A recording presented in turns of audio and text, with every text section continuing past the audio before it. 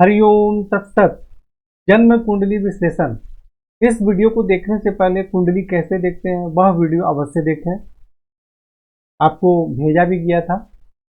यह कर्क लग्न की कुंडली है। सबसे पहले हम सूर्य से फलादेश प्रारंभ करते हैं। सूर्य इस कुंडली में द्वितीय भाव के स्वामी है, यानी धन एवं कुटुंब के स्वामी है। धन का संग्रह, कुटुंब, परिवार, इन सब चीजों के स्वामी हैं। और सूर्य कहाँ चले गए? अष्टम भाव में विराजमान हो गए हैं। और सूर्य के साथ शनि भी है। सूर्य के साथ शनि भी है, बुध भी है, शुक्र भी है। तो बुध और शुक्र जो है वह सूर्य को पीड़ित नहीं करते हैं, और राहु केतु की यहाँ पर दृष्टि है नहीं जो कि इनको पीड़ित करते हैं। तो द्वितीय भाव का स्वामी अष्टम भाव में जाके, अष्टम भाव आयु का भी होता है, ससुराल का भी होता है, तो यहाँ आकर पीड़ित हो गए, जिसके कारण क्या होगा? धन एवं कुटुंब के सुख में कठिनाई एवं परेशानी होगी। धन का संग्रह सही प्रकार से नहीं होगा, कुटुंब का सहयोग भी नहीं मिलेगा, और ससुराल में भी कठिनाई एवं परेशानियों का सामना करना पड़ेगा। वहां भी मतभेद होगा, और पेट के सबसे निचले भाग में किसी प्रकार की बीमारी होने की भी संभावना रहती है। हालांकि यहाँ से सूर्य फिर अपने घर में देख रहे हैं, तो इसका मतलब तो यह होगा कि धन और कुटुंब का श्रेष्ठ सुख प्राप्त होता है। लेकिन जब यह पीड़ित है तो श्रेष्ठ लाभ कैसे प्राप्त होगा?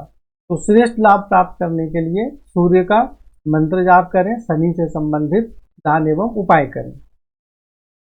चंद्रमा इस कुंडली में लग्नेश है, सबसे मुख्य ग्रह है, और चंद्रमा द्वितीय भाव में देखिए विराजमान है, और चंद्रमा पर भी शनि की दृष्टि है, और राहु केतु इत्यादि की दृष्टि इस पर नहीं है। तो चंद्रमा सबसे पहले द्वितीय भाव में विराजमान है, तो क्या होगा कि धन एवं कुटुंब का श्रेष्ठ सुख प्राप्त होता है, धन का संग्रह होता है, शारीरिक स्वास्थ्य, सौंदर्य, सम्मान एवं प्रतिष्ठा में वृद्धि होती है। और यहाँ से चंद्रमा दृष्टि डालते हैं तो आयु में वृद्धि होती है। परंतु यहाँ चंद्रमा शनि से पीड़ित हो रहे हैं, तो जिसके कारण क्या होगा? जो लाभ मिल रहा था उसमें परेशानी हो जाएगी, यानी किसमें? शारीरिक स्वास्थ्य, सौंदर्य, सम्मान, प्रतिष्ठा, धन एवं कुटुंब के सुख में परेशानी का योग बन गया। अब इससे बचने के लिए क्या करें? चंद्रमा का मंत्र जाप करें, सफेद चंदन का तिलक लगाएं, और शनि से संबंधित उपाय करें। चलित कुंडली में जो चंद्रमा है वह तृतीय भाव में आ जा रहे हैं, तो तृतीय भाव में आने के कारण शनि से तो पीड़ित नहीं हो रहे हैं, लेकिन यहाँ फिर केतु से पीड़ित हो जा रहे हैं, यानी कि लग्न कुंडली और चलित कुंडली दोनों में ही पीड़ित हो रहे हैं। इसलिए चंद्रमा का जो उपाय बताया गया वह करना जरूरी है, और शनि और केतु से संबंधित दान एवं उपाय करना आवश्यक है। मंगल जो है इस कुंडली में सबसे राजयोग कारक ग्रह है, दसम भाव के स्वामी है और पंचम भाव के भी स्वामी है, और मंगल यहाँ उच्च राशि में विराजमान है। तो मंगल का फलादेश क्या होगा कि पति एवं वैवाहिक जीवन का सुख प्राप्त होता है, दैनिक रोजगार में सफलता प्राप्त होती है। परंतु मंगल एक अग्नि तत्व ग्रह है, जिसके कारण मतभेद भी हो जाता है। विद्या, बुद्धि एवं संतान का भी श्रेष्ठ सुख प्राप्त होता है। मंगल यहाँ से दृष्टि डालेंगे स्वयं के घर में, तो पिता राज रोजगार के क्षेत्र में सुख, सम्मान एवं सफलता प्राप्त होती है। लग्न में दृष्टि के कारण जीवन में उन्नति भी होती है, पराक्रमी होते हैं, मेहनती होते हैं, ऐसे व्यक्ति निडर होते हैं। देखिए, किसी भी ग्रह की नीच दृष्टि नहीं होती है। कोई भी ग्रह नीच राशि में विराजमान हो जाएंगे तो वहां कमजोर हो जाते हैं, जिसके कारण श्रेष्ठ फल नहीं देते हैं। लेकिन ये उच्च राशि में विराजमान है, तो इसलिए नीच का फल नहीं देंगे यहाँ पर दृष्टि डालने के कारण। ऐसा गलत मतलब नहीं सोचना है कि यहाँ पे नीच दृष्टि हो गई या उच्च दृष्टि हो गई। ग्रह उच्च नीच राशि में विराजमान होते हैं, उच्च और नीच दृष्टि नहीं होती है। यहाँ से द्वितीय भाव में दृष्टि के कारण धन एवं कुटुंब का सुख प्राप्त होता है, धन का संग्रह होता है। तो यह तो सिर्फ मंगल का अकेले का फलादेश हो गया, परंतु मंगल पर केतु की दृष्टि है। अब इसका फलादेश क्या हो जाएगा? भाई, मैंने सिर्फ मंगल का फलादेश आपको बताया समझाने के लिए, लेकिन वास्तविक फलादेश क्या है? वास्तविक फलादेश में तो मंगल केतु से पीड़ित है। हालांकि इनमें अंशात्मक दूरी है, 4 अंश के हैं और 29 अंश के हैं, लेकिन फिर भी उसका प्रभाव रहेगा। ऐसे सैकड़ों कुंडलियों में देखा गया है कि अंशात्मक दूरी होने के बाद भी प्रभाव रहता है। अब जिसके कारण क्या होगा? विद्या, बुद्धि, संतान, पति, वैवाहिक जीवन, पिता, राज्य, रोजगार, इन सभी चीजों में परेशानी हो जाएगी। और चलित तो इसके लिए केतु से संबंधित दान एवं उपाय करना जरूरी है, और मंगल 29 अंश है, बिल्कुल कमजोर है, तो इसको भी मजबूत करना जरूरी है। लेकिन अब इसमें एक बात और आ गया कि चलित कुंडली में मंगल यहाँ आ गए। देखिए, मंगल के सामने प्लस है, यानी 10 से 11 भाव में चलित कुंडली में। तो चलित कुंडली में अगर मंगल यहाँ आ गए तो फिर शनि के साथ विराजमान हो गए। तो अब चलित कुंडली के अनुसार भी विद्या, बुद्धि, संतान, पिता, राज, रोजगार के क्षेत्र में परेशानी और स्वास्थ्य एवं आयु के संबंध में भी परेशानी, चोट दुर्घटना इत्यादि होने के भी योग बन जा रहे हैं। तो इसलिए यहाँ पे आपको मंगल का तो मंत्र जाप इत्यादि करना है जो उपाय बताए गए हैं, और केतु, शनि इत्यादि से संबंधित आपको दान एवं उपाय करना है, जिससे कि ये परेशानी में बहुत ज्यादा कमी आए। बुध जो है इस कुंडली में अकारक होते हैं, व्यय भाव के, खर्च के स्वामी हैं और तृतीय भाव परंतु पराक्रम के भी स्वामी हैं और अष्टम भाव में विराजमान है। तो इसको एक प्रकार से विपरीत राजयोग बोला जाता है। छठे, आठवें, 12वें घर के स्वामी यदि छठे, 8वें, 12वें किसी घर में विराजमान हो जाए तो उसको विपरीत राजयोग बोला जाता है। और बुध का कमजोर होना ही अच्छा होता है। तो बुध यहाँ पर 2 अंश के हैं, कमजोर है, बिल्कुल सही है। तो यहाँ पे आपको बुध जो है कुछ कठिनाइयों के साथ आयु में वृद्धि होती है, और द्वितीय भाव में दृष्टि के कारण खर्च अधिक रहता है, धन का संग्रह सही प्रकार से नहीं हो पाता है। तो इसलिए यहाँ पे बुध से संबंधित आपको दान एवं उपाय करना है। इसका कोई मंत्र जाप या दान उपाय कुछ भी नहीं करना है, सॉरी, इसका मंत्र जाप या रत्न धारण नहीं करना है, आपको इससे संबंधित दान उपाय इत्यादि करना है।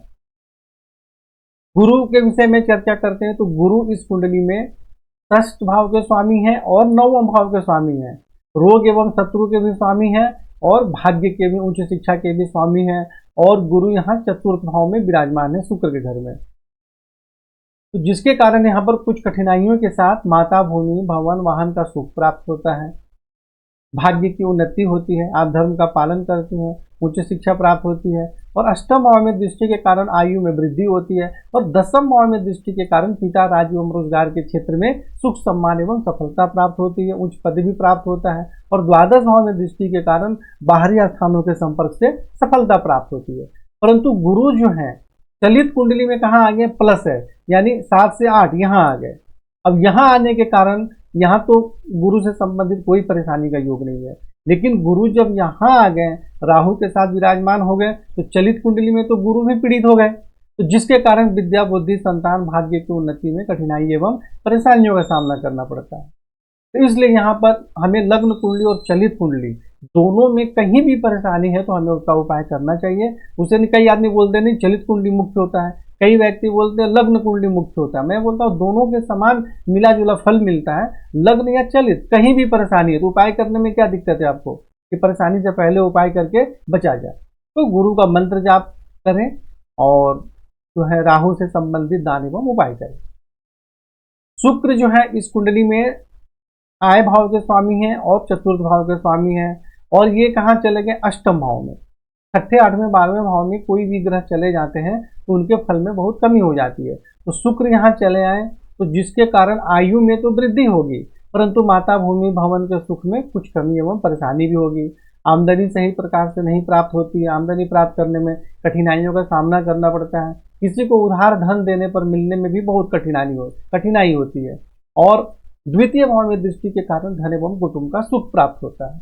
और भी एक बात है कि शुक्र जो है वो सूर्य के साथ विराजमान है, तो जिसके कारण भी शुक्र के फल में कमी होती है। परंतु अब चलित कुंडली में शुक्र क्या कर रहे हैं, यह भी चलित कुंडली में बदल गए। तो चलित कुंडली में शुक्र यहाँ से आ जा रहे हैं उच्च राशि में अपने, तो यहाँ आने के कारण क्या होता है, भाग्य की विशेष उन्नति होती है, आप धर्म का पालन करती है, उच्च शिक्षा अच्छी प्राप्त होती है, आमदनी का भी श्रेष्ठ लाभ प्राप्त होता है। परंतु जैसा कि मैंने पहले बताया कि लग्न कुंडली या चलित कुंडली में कहीं भी परेशानी का योग बन रहा है तो हमें उसका उपाय करना चाहिए। तो यहाँ पे आपको शुक्र से संबंधित मंत्र जाप करें, लक्ष्मी मंत्र का जाप करें, और किसी को भी धन उधार वगैरह देने के चक्कर में नहीं पड़ना है, वरना मिलने में बहुत ज़्यादा कठिनाई होगी। शनि जो है इस कुंडली में सप्तम भाव के स्वामी हैं और अष्टम भाव के स्वामी हैं, और शनि को इस कुंडली में अकारक माना जाता है। और शनि यहाँ देखिए स्वराशि में विराजमान है। अब अगर मान लीजिए यहाँ पे सूर्य नहीं होते तो शनि का फलादेश क्या होगा, कुछ कठिनाइयों के साथ पति एवं वैवाहिक जीवन का सुख प्राप्त होता है, दैनिक रोजगार में सफलता प्राप्त होती है, आयु में वृद्धि होती है। यहां से दृष्टि डालेंगे 10वें भाव में तो कुछ कठिनाइयों के साथ रोजगार के क्षेत्र में सफलता प्राप्त होती है।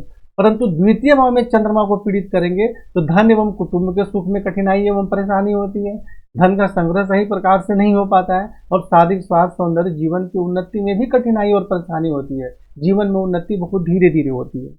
और यहाँ से पंचम भाव में दृष्टि डालेंगे तो विद्या, बुद्धि, संतान के क्षेत्र में कठिनाई एवं परेशानी होती है, संतान उत्पन्न होने में भी विलंब होता है। और अब यहाँ पे लेकिन शनि सूर्य के साथ भी विराजमान है। हमने क्या बताया कि यहाँ पे शनि कोई परेशानी, अगर सूर्य नहीं होते तो कम से कम यहाँ परेशानी कर रहे हैं, यहाँ यहाँ तीनों जगह परेशानी कर रहे हैं, यहाँ परेशानी नहीं करते, परंतु यहाँ सूर्य भी इसके साथ है, तो जिसके कारण यहाँ पर सूर्य अष्टम भाव में शनि के द्वारा पीड़ित हो रहे हैं। इसके कारण स्वास्थ्य एवं आयु में भी परेशानी होगी, यानी ग्रह स्वराशि में भी रहकर परेशानी कर सकते हैं। इस बात को समझना जरूरी है। बहुत सारे व्यक्ति सोचते हैं कि शनि तो स्वराशि में, तो परेशानी कैसे करेंगे।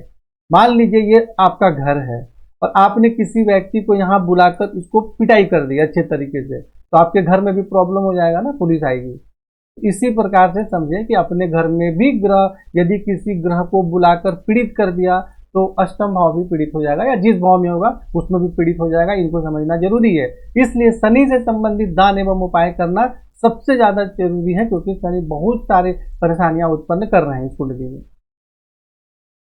और राहु के विषय में चर्चा करते तो राहु यहाँ पंचम भाव में विराजमान है, जिसके कारण विद्या बुद्धि संतान के क्षेत्र में कठिनाई एवं परेशानी होती है। नवम भाव में दृष्टि के कारण भाग्य की उन्नति में कठिनाइयों का सामना करना पड़ता है। धर्म का पालन ठीक से नहीं कर पाती है, उच्च शिक्षा प्राप्त करने में भी परेशानी होती है। परंतु एकादश भाव में दृष्टि के कारण आमदनी बहुत अच्छी होती है। और लग्न में दृष्टि के कारण शारीरिक स्वास्थ्य, सौंदर्य, जीवन की उन्नति में कठिनाई एवं परेशानी होती है। तो राहु से संबंधित दान एवं उपाय करें। केतु यहाँ विराजमान है, जिसके कारण आमदनी प्राप्त कर, मतलब आमदनी अच्छी होती है। कई बार अचानक लाभ होता है, लेकिन कई बार ऐसी स्थिति में नुकसान भी हो जाता है, तो सावधान रहना चाहिए। और तृतीय भाव में दृष्टि के कारण पराक्रम में वृद्धि होती है। भाई बहन के कुछ कठिनाइयों के साथ भाई बहन का सुख प्राप्त होता है, कुछ कठिनाई भी होती है। और पंचम भाव में दृष्टि के कारण विद्या बुद्धि संतान के क्षेत्र में कठिनाई एवं परेशानी होती है। संतान से संबंधित बहुत ज्यादा परेशानियों का सामना करना पड़ता है, मतलब केतु की दृष्टि के कारण। और ये केतु जब सप्तम भाव में मंगल को दृष्टि डालेंगे तो पति एवं वैवाहिक जीवन के सुख में भी कठिनाई एवं परेशानी होती है। देखिए, संतान के घर में भी केतु दृष्टि डाल रहे हैं और संतान के स्वामी मंगल पर भी डाल रहे हैं, तो ये क्या करेगा, संतान से प्रॉब्लम और वैवाहिक जीवन में दोनों में ही प्रॉब्लम होगा। और रोजगार के स्वामी है तो रोजगार में भी प्रॉब्लम एवं समस्याएं होगी। इसलिए केतु से संबंधित दान एवं उपाय करें। अब देखिए, इसमें आपको राहु, केतु और शनि, इनसे संबंधित लगातार आपको दान एवं उपाय करना है। इन तीनों का रत्न कभी भी धारण नहीं करना है, गलती से भी नहीं धारण करना है। दूसरी बात कि इस कुंडली में जैसे मंगल स्वराशि में देख रहे हैं, गुरु भी यहाँ देख रहे हैं, तो यह जो है आपकी कुंडली में नौकरी का बहुत ही शानदार और बहुत प्रबल योग है। सरकारी नौकरी का योग है, बहुत प्रबल योग है। परंतु और शिक्षा से संबंधित, क्योंकि गुरु शिक्षा के कारक है और मंगल शिक्षा के स्वामी है, तो शिक्षा से संबंधित बहुत प्रबल योग है। परंतु यहाँ पे जिस प्रकार केतु जो थे वो मंगल को पीड़ित कर रहे हैं, देखिए ये दोनों का तो योग हो गया ये। लेकिन अब इसमें दो कमियां हैं। पहली कमी कि मंगल चलित कुंडली में यहाँ आ जा रहे हैं, गुरु चलित कुंडली में यहाँ आ जा रहे हैं, तो इसलिए संभावना कम हो गई। दूसरी कि मंगल पर केतु की दृष्टि है और गुरु यहाँ राहु के साथ चलित कुंडली में आ जा रहे हैं, तो उससे भी पीड़ित हो जा रहे हैं। यानी कि लग्न कुंडली के अनुसार अगर हम सभी चीजों को हटा दें तो क्लियर क्या दिखता है कि ऐसे व्यक्ति को तो निश्चित ही नौकरी लगेगी। परंतु जब इसको हम गहराई से देखते हैं तो पता चलता है कि दोनों में ही कठिनाई एवं परेशानी है। तो उनका आप उपाय करें जो कि जीवन की उन्नति में रुकावट और परेशानी डाल रहे हैं। बाकी सारे उपाय आपके कुंडली में बताए गए हैं, अलग अलग फलादेश भी लिखे गए हैं।